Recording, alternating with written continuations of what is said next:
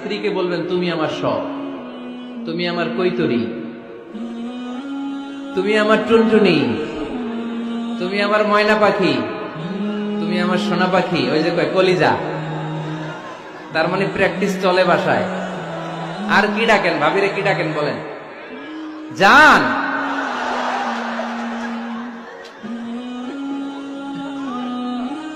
জান ডাকেন। আর ভাবি কি ডাকে আপনাদেরকে?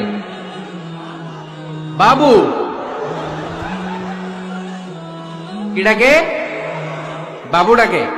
আর কি ডাকে? হ্যাঁ, বেবি। পোলাপান কত দুষ্ট দেখছেন, বেবি ডাকে নাকি?